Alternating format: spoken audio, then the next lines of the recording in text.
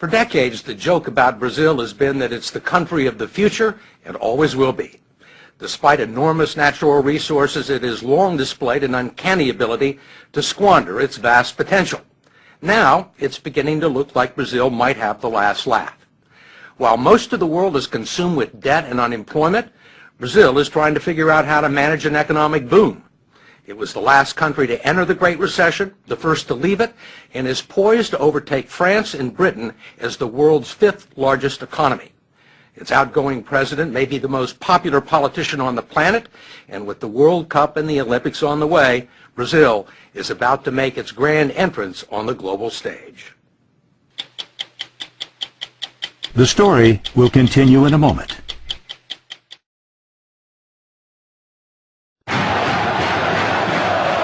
When most people think of Brazil, they think of its passion and excellence in soccer. Not of skyscrapers in São Paulo, the financial hub of a fledgling economic superpower. They think of the pulsating beat of the samba and carnival, not commodities or the world's largest cattle industry. They see the beaches of Ipanema and Copacabana and breathtaking vistas. It's quite a view. Yes, incredible, huh? Not Brazilian tycoons like Ike Batista, who has the best view in Rio, not to mention a net worth of $27 billion. How do most Americans see Brazil? They think Buenos Aires is the capital of Brazil, so they mix us with other countries around South America. Most powerful country in South America? GDP-wise, we are bigger than all the other countries together. And, you know, in the last 16 years, Brazil has put its act together. This is it. Hello, time for Americans to wake up. With most of the world's economies stagnant, Brazil's is growing at 7%, 3 times faster than America. It is a huge country, slightly larger than the continental U.S., with vast expanses of arable farmland, an abundance of natural resources, and 14% of the world's fresh water. 80% of its electricity comes from hydropower. It has the most sophisticated biofuels industry in the world, and for its size, the world's greenest economy. Brazil is already the largest producer of iron ore in the world and the world's leading exporter of beef, chicken, orange juice, sugar, coffee, and tobacco, much of it bound for China, which has replaced the U.S. as Brazil's leading trade partner. And Brazil has the size to match China's appetite. You have it's a big everything. dragon on the other side. You have everything they need. We have, yes. You need the Brazil to basically fulfill the Chinese needs. Batista, who has interests in mining, transportation, and oil and gas, is building a huge superport complex north of Rio with Chinese investment that will accommodate the world's largest tankers and speed delivery of iron ore and other resources to Asia. But it's not just commodities that are driving the Brazilian boom. The country has a substantial manufacturing base and a large auto industry. Aviation giant Embraer is the world's third largest aircraft manufacturer behind Boeing and Airbus, and a main supplier of regional jets to the U.S. market. Ike Batista says the one thing that Brazil could use more of is skilled labor. We have to create more engineers. In my oil company, I'm importing Americans to weld our platforms. To weld the platforms? Yes, there's a lack of welders. We're walking into a phase of almost full employment. This country has created almost 1.5 million jobs this year already. It's unbelievable. Brazil has seen periods of prosperity before, only to have the bubbles burst. It spent billions in the 50s and 60s moving its capital to a barren savanna near the middle of the country where it built Brasilia, a futuristic city right out of the Jetsons. Then it borrowed billions more to develop the country's interior. Corruption and ineptitude eventually led to a financial collapse, 2,000% inflation, and at the time, the largest financial rescue package in the history of the International Monetary Fund. Then a few years later, this man walked into the president's office. President Luiz Inácio Lula da Silva, known simply as Lula, is a former metal worker with a 4th grade education and a doctorate in charisma. When he was elected 8 years ago on his 4th try, Lula was a firebrand labor leader with socialist tendencies. Some predicted another Hugo Chavez. But he's about to leave office with a 77% approval rating and much of the credit for turning the country around. We talked to him at the presidential residence in Brasilia. When you took office, there were many businessmen both in Brazil and abroad who were very nervous about you, who thought that you were a socialist and that you were going to take the country sharply to the left. Yet these people now are among your biggest supporters. How did that happen? Look, every once in a while I joke that a metal worker with a socialist background had to become president of Brazil to make capitalism work here. Because we were a capitalist society without capital. And if you look at the bank's balance sheets for this year, you will see that the banks have never made so much money in Brazil as they have during my government. The big companies have never sold as many cars as they have during my government. But the workers have also made money. How have you managed to do that? I have found out something amazing. The success of an elected official is in the art of doing what is obvious. It is what everyone knows needs to be done, but some insist on doing differently. One thing obvious to Lula was the social and economic chasm separating Brazil's rich and poor. He gave the poor families a monthly stipend of $115 just for sending their children to school and taking them to the doctors.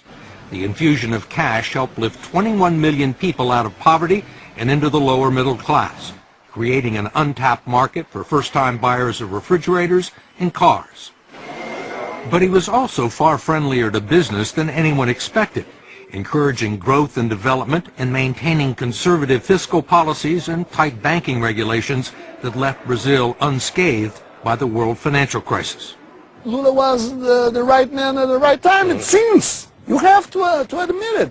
You know, he's a kind of pop star. Eduardo Bueno is a colorful commentator and best-selling author of popular Brazilian history. What's his secret? He's streetwise, I guess you can say that. He knows people. He knows the feeling. He knows what they want. He knows how to deal with the rich. He charms President Obama. And he also charmed the international committees that awarded Brazil the 2016 Olympics and the World Cup of 2014, political victories that announced the country's arrival as an international player and will present some challenges for Brazil's next president. She is Dilma Rousseff, Lula's former chief of staff and his hand-picked successor, who was elected in October because he was ineligible for a third term. There are people that believe that once you were gone, Brazil may revert to its old ways. Will the momentum continue once you leave office at the end of the year? If there's something I am proud of, it is to have told my people that we are not second-class citizens, that we can get things done. We can believe in ourselves, and then people have started to believe. There are still some non-believers.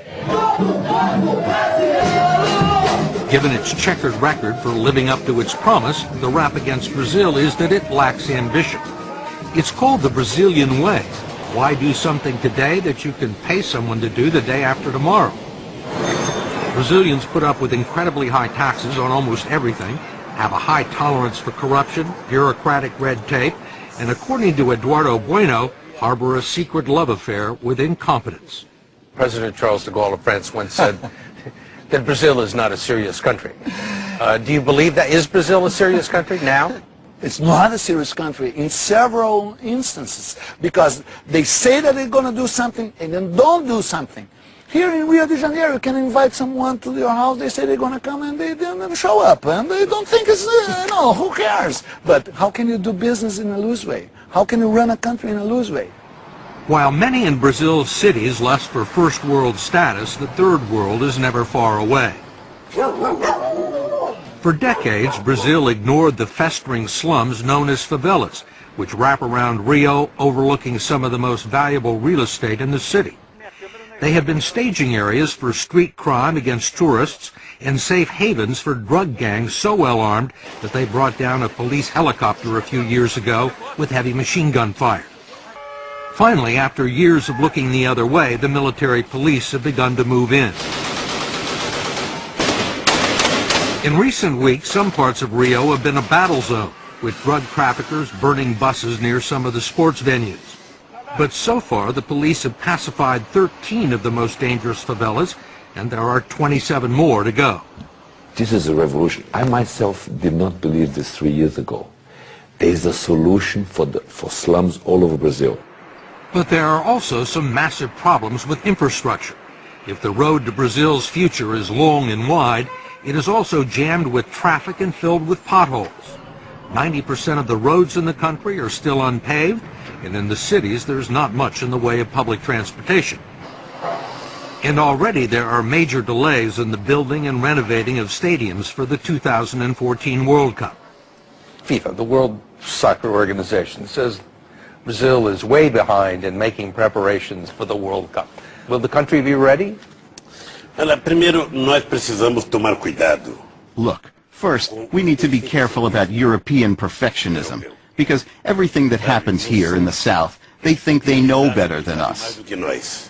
Então, Well, the Europeans may put their minds at ease because we will organize the most extraordinary World Cup ever. mundo que já foi feita. What they didn't make in 500 years, they want to make in 4, because the World Cup is going to be in Brazil. Do you think they'll be ready? No, I don't think it's going to be ready, especially because Brazilians don't mind to be late. You know, they think, just get a little late, what's the problem? They're going to be planting the grass while the ball was already rolling. Whatever happens in Brazil, no one will be able to blame it on a lack of money. That's because 150 miles off the coast lie what are believed to be the largest discoveries of oil found anywhere in the world in the past 35 years. Petrobras, the state-owned oil company, is preparing to drill 20,000 feet below the surface of the Atlantic to reach oil fields that sit underneath layers of salt beds. This oil story is $1 trillion story right in front of us here. What do the offshore oil discoveries do for Brazil? What do they mean for the country's future? Oh, it means, you know, we should be producing in excess of 6 million barrels a day. So it put us among the third, fourth largest producer in the world, massive exporter. President-elect Dilma joked that the oil discoveries were just the latest proof that God is Brazilian.